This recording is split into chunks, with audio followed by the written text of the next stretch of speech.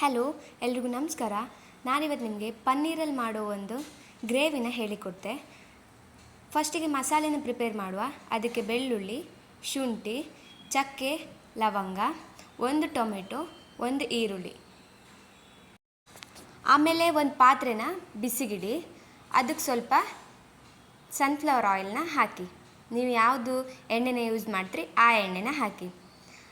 ಅದು ಸ್ವಲ್ಪ ಬಿಸಿ ಆದಮೇಲೆ ಅದಕ್ಕೆ ನಾವು ಫಸ್ಟಿಗೆ ತೆಗೆದಿಟ್ಕೊಂಡಿತ್ತಲ್ಲ ಚಕ್ಕೆ, ಲವಂಗ, ಆಮೇಲೆ ಬೆಳ್ಳುಳ್ಳಿ, ಶುಂಠಿ ಇದಿಷ್ಟನ್ನು ಹಾಕಿ ಚೆಂದ ಮಾಡಿ ಫ್ರೈ ಮಾಡಿ ಟೊಮೆಟೊ ಈರುಳ್ಳಿನೂ ಅದ್ರ ಜೊತೆಗೆ ಹಾಕಕ್ಕೆ. ಅದನ್ನು ಸ್ವಲ್ಪ ಹೊತ್ತು ಆ ಎಣ್ಣೆಯಲ್ಲಿ ಫ್ರೈ ಮಾಡಿದ್ರೆ ಆಯಿತು. ಆ ಈರುಳ್ಳಿ ಟೊಮೆಟೊದ ಹಸಿ ವಾಸನೆ ಹಾಪು ತನಕ ಫ್ರೈ ಮಾಡ್ಕ. ಅದನ್ನು ಸ್ವಲ್ಪ ಫ್ರೈ ಮಾಡಿ ಆದಮೇಲೆ ಅದನ್ನ ಆಫ್ ಮಾಡಿ ಸ್ವಲ್ಪ ಹೊತ್ತು ತಣ್ಣಕ್ಕೆ ಬಿಡ್ಕ.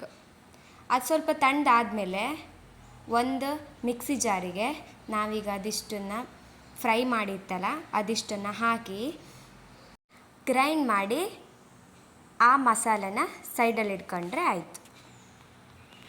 ಅದಾದಮೇಲೆ ನಿಮಗೆ ಎಷ್ಟು ಬೇಕು ಅಷ್ಟು ಪನ್ನೀರನ್ನು ತಗೊಂಡು ಅದು ನಿಮಗೆ ಯಾವ ಸೈಜಲ್ಲಿ ಬೇಕು ಆ ಸೈಜಲ್ಲಿ ತಗೊಂಡು ಸ್ವಲ್ಪ ಚಿಕ್ಕ ಚಿಕ್ಕದು ಕಟ್ ಮಾಡಿದ್ರೆ ಒಳ್ಳೆಯದು. ಅದನ್ನು ಒಂದು ಪಾತ್ರೆ ಇಟ್ಟು ಅದಕ್ಕೆ ಆಯಿಲ್ ಹಾಕಿ ಅದು ಸ್ವಲ್ಪ ಬಿಸಿ ಆದಮೇಲೆ ಅದಕ್ಕೆ ನಿಧಾನಕ್ಕೆ ಒಂದೊಂದನ್ನೇ ಪನ್ನೀರ್ ಪೀಸನ್ನು ಇಡ್ತಾ ಹೋಯ್ಕು.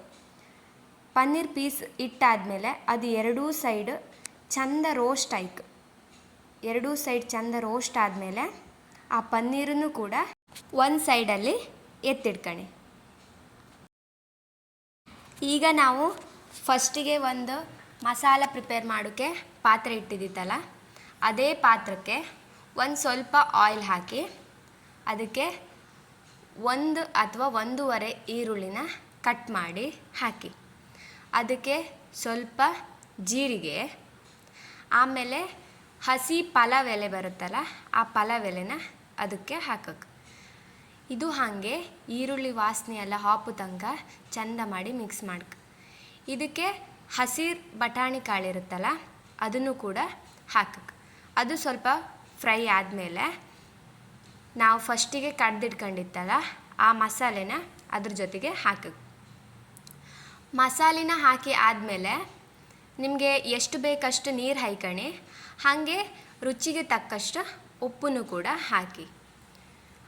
ಉಪ್ಪೆಲ್ಲ ಹಾಕಿ ಆದಮೇಲೆ ಅದು ಸರಿ ಕುದಿ ಬಂದ ಮೇಲೆ ಒಂದು ಹದಕ್ಕೆ ಕುದಿ ಬಂದ ಮೇಲೆ ಅದಕ್ಕೆ ನಾವು ಆಲ್ರೆಡಿ ಒಂದು ಸೈಡಲ್ಲಿ ಇಟ್ಟಿತ್ತಲ್ಲ ಪನ್ನೀರನ್ನು ಆ ಪೀಸನ್ನು ಹಾಕಕ್ಕೆ. ಇದೀಗ ಸ್ವಲ್ಪ ನೀರಿತ್ತು. ಇದು ಸ್ವಲ್ಪ ದಪ್ಪ ಬರ್ಕಂತ ಇದ್ದರೆ ಅದಕ್ಕೆ ಪುಟಾಣಿ ಕಡಲೆ ಇರುತ್ತಲ್ಲ ಅದನ್ನು ಪುಡಿ ಮಾಡಿ ಎತ್ತಿಟ್ಕಣ್ಕ. ಅದನ್ನು ಸ್ವಲ್ಪ ಅದ್ರ ಜೊತೆಗೆ ಮಿಕ್ಸ್ ಮಾಡಿದ್ರೆ ಅದು ಸ್ವಲ್ಪ ದಪ್ಪ ಆಗಿ ಬರುತ್ತೆ.